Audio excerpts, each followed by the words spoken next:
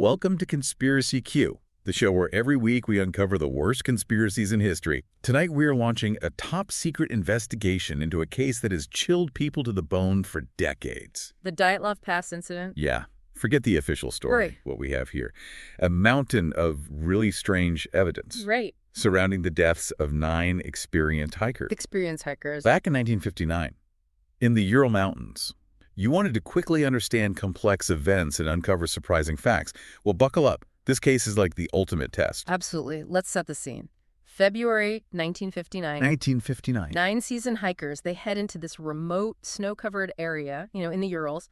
Weeks later, they are found dead.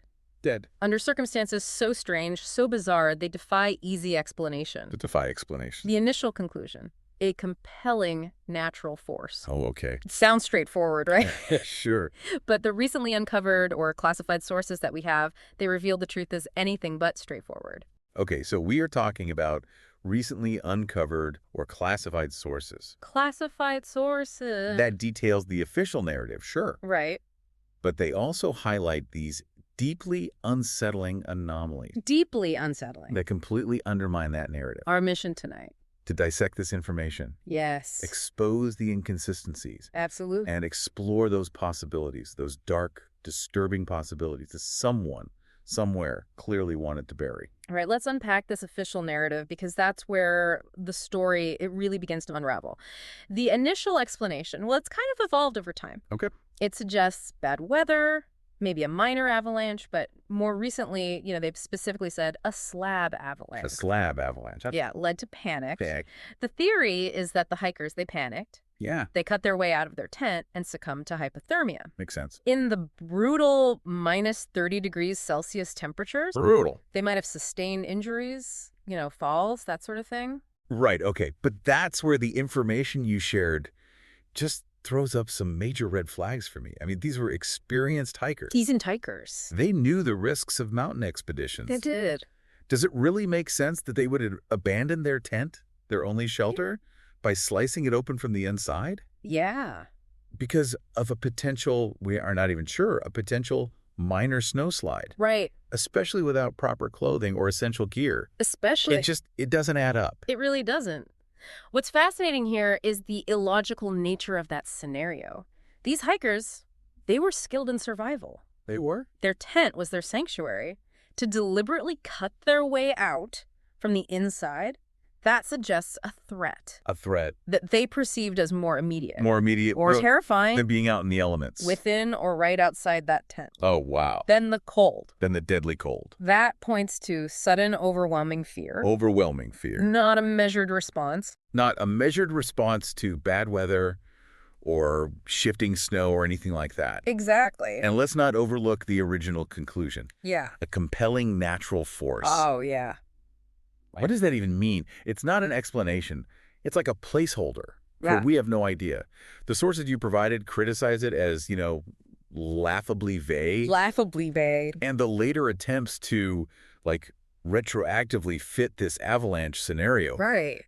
It feels like exactly that. Exactly. Trying to jam inexplicable facts into a natural cause-shaped box long after the event. Precisely. If we connect this to the bigger picture, that initial vagueness, right? Yeah. Followed by increasingly specific but still unconvincing explanations, that points to one issue. What is that? The facts don't align with the natural disaster narrative. At all. And that leads us to the really uncomfortable evidence. Okay.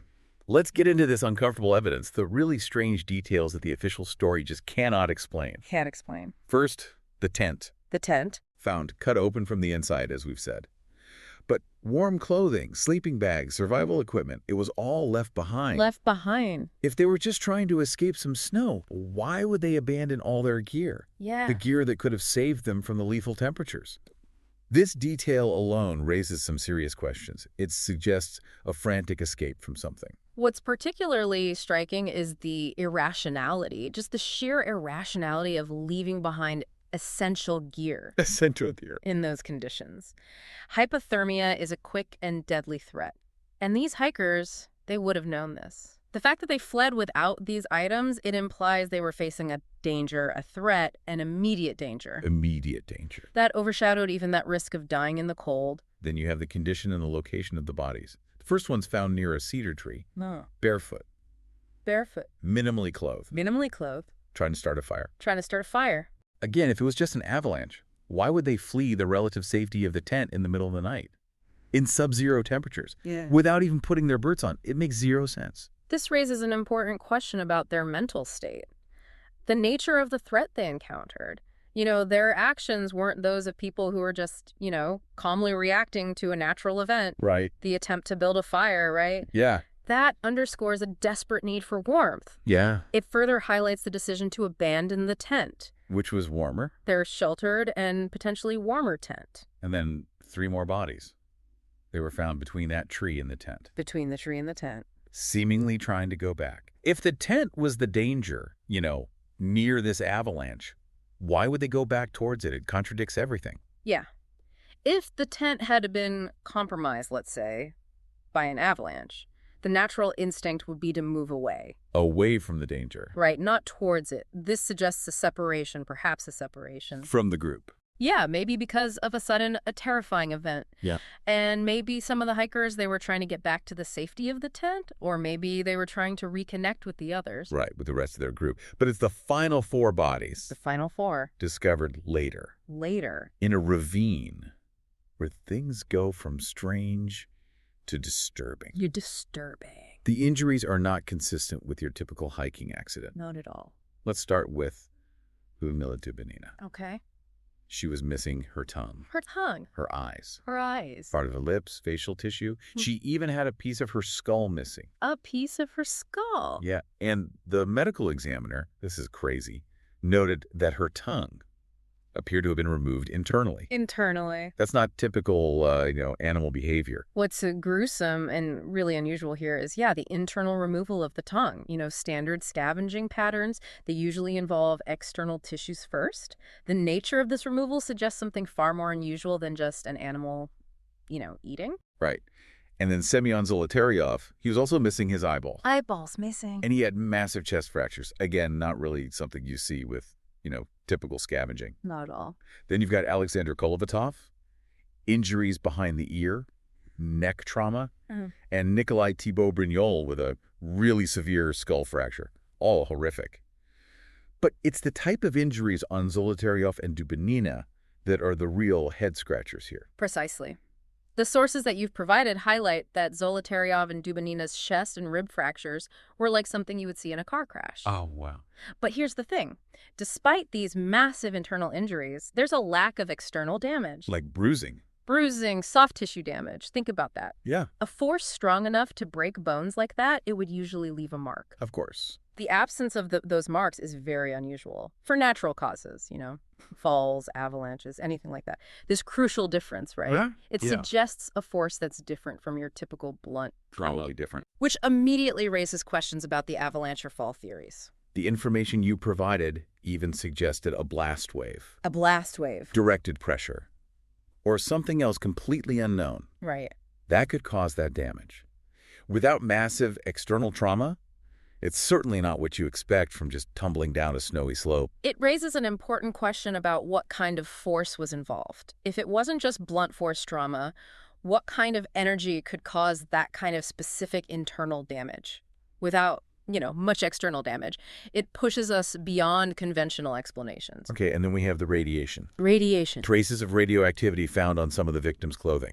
The official explanation. What did they say? Lantern residue. Lantern residue. Background radiation. Okay. But the material you shared points out, why was it only on some of the clothing? Only some. And why was it even noted in the official files? Right. If it was just normal background levels, it feels like they are hiding something. What's interesting here is the localized nature of the radiation. Localized. If it was just background radiation or lantern residue, you'd expect to see it more widely. Yeah. The fact that it was concentrated on certain clothes hints at a potential external source. An external source of radiation. Maybe those individuals got closer to that source. And this is where it gets really strange. The reports of these unusual lights, these orange spheres in the sky. Around the time of the incident, we're talking multiple independent witnesses, not just a couple of unreliable accounts. Independent witnesses. Other hiking groups, even meteorology stations miles away, they reported seeing these unusual aerial phenomena. These eyewitness accounts are key because they provide an external factor that the official narrative completely ignores. I just ignore it. They weren't stars, they weren't aircraft. They were described as unusual lights, orange spheres, moving in the sky. Moving in the sky. Near the location of the Dyatlov group. Around the time they disappeared. Around the time of their disappearance. And the lead investigator in 1959, Lev Ivanov, was allegedly ordered by higher-ups to stop investigating this and to classify those files. To classify the files. Years later, he even stated he believed these lights were connected to the deaths. This is a huge piece of the puzzle that the official story just ignores. Ivanov's admissions are so important.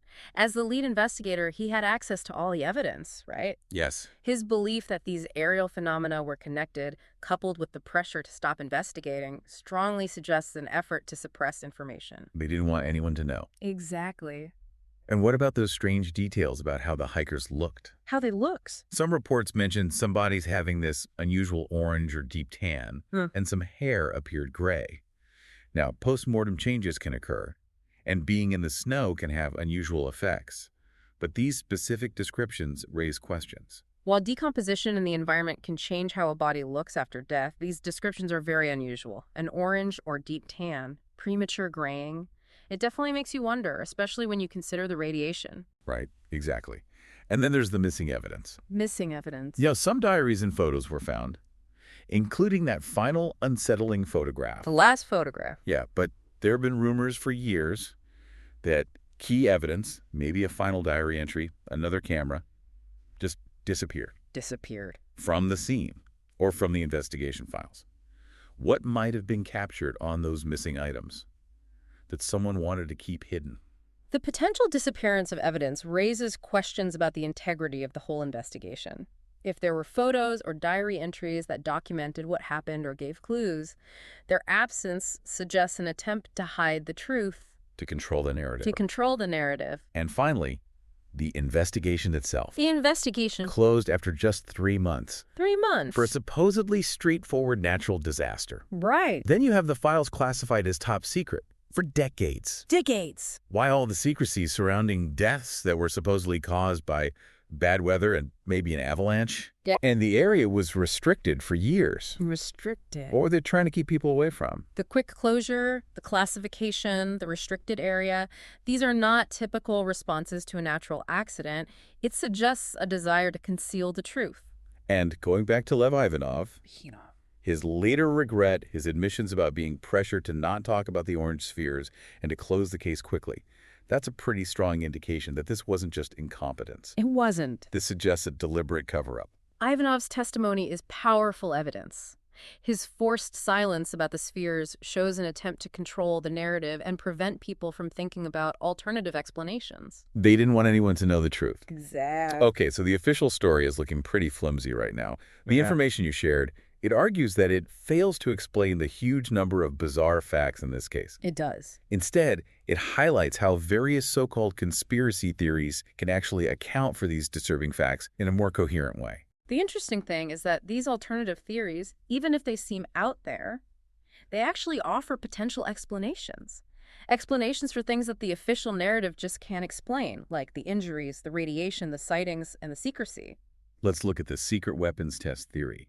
This could explain the panic, the sudden panic that drove these experienced hikers from their tent. Maybe some kind of nerve gas? Nerve gas. Or a sonic weapon. Sonic weapon. It could also explain the radiation, if some kind of experimental technology was involved, and the internal injuries without external damage. Right. Perhaps a pressure wave weapon? A pressure wave. Or some other unknown military tech? The military presence, the restricted area afterward, it fits. The immediate high-level cover-up, it fits. Even the missing tissue. You could speculate that it was a result of the weapons effects or even cleanup efforts. In the context of the Cold War, how common were these secret military tests in remote Soviet territories? During the Cold War, secrecy around military stuff was a big deal. Remote areas were often used for testing. We don't have specific proof linking this to a weapons test, but the theory does align with the history, and it could explain some of those things that just don't make sense otherwise. Then there's the UFO theory. The strange lights, the terror that sent experienced hikers running into the freezing night, the radiation, maybe from some kind of propulsion system. Right. The bizarre injuries, maybe from an unknown energy source, Energy source. even the missing tissues. You could speculate that it was some kind of extraterrestrial interaction. Interaction or Examination. Yeah. And, of course, a big government cover-up would be expected to prevent mass panic Of course. and to protect any potential tech or knowledge that they might have gotten their hands on. The UFO hypothesis, while it's out there, it does provide a possible framework. It could explain the sightings, the strange behavior of the hikers. Yeah. The motivation for a cover-up would be huge because, national security and public understanding of the universe, right? It would change everything. It would change everything. Okay. And then there's the infrasound panic theory. Infrasound? Now, this could be natural. The Kármán vortex street effect. Kármán vortex street. Basically, wind passing an object can create these low-pressure zones which generate infrasound. But infrasound could also be created artificially, maybe even by some kind of military device. This might explain the sudden flight from the tent, but it doesn't explain the injuries and the radiation. It could, however, be part of a bigger, more complex event. Infrasound is interesting. It could explain the panic, the disorientation that led the hikers to leave their tent. However, it doesn't really explain the injuries, the radiation. It could be one part of a much bigger puzzle. Okay, finally, let's talk about the silenced voices and the suppressed truth. The suppressed truth. We may not have direct evidence of witnesses being, murdered, but the suppression of the lead investigator's findings is a huge red flag. It shows how the truth was controlled. He was ordered to bury the evidence of the flying spheres. The spheres. And the classified files, the restricted access. It points to a systematic effort to keep the truth hidden. Even Yuri Yudin, the 10th hiker who turned back early, spent his whole life convinced that the official story was a lie. The suppression of Ivanov's findings, that's a critical piece of evidence. His forced silence about the spheres shows that they tried to control the narrative. Yeah. They wanted to stop the public from thinking about other explanations. They didn't want anyone to know. And Yudin's skepticism, he was part of the group, right? He was. It just shows how inadequate the official story really is. Absolutely. So the recently uncovered or classified sources you shared, they paint a dramatically different picture than the one the authorities tried to feed us. They do. The number of unexplained details, the injuries, the radiation, the eyewitness accounts, the actions of the investigators. It all suggests that the Dyatlov Pass incident was not just some hiking accident. It wasn't. The official story, it falls apart when you look at the evidence. Too many inconsistencies, too many things that don't add up. It doesn't add up. The anomalies, they point to something far more extraordinary Way more extraordinary. than just bad weather and a little bit of snow. Right.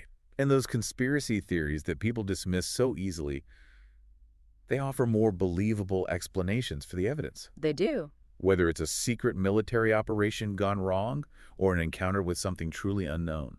The Dyatlov Pass incident, it's one of history's biggest mysteries. The evidence suggests the hikers encountered a powerful force and that the investigation was manipulated to hide the truth. This top-secret investigation, it leaves us with one chilling question. What happened? What really happened on that mountainside? What lengths will people in power go to hide the truth? To hide the truth. The file might be closed, but the evidence is still there. It's still there. Whispering of a much darker reality. We encourage you to explore this case. Question the official narratives. What other lies might be out there? What other disturbing truths are being hidden? Rate and follow Conspiracy Q to share the truth.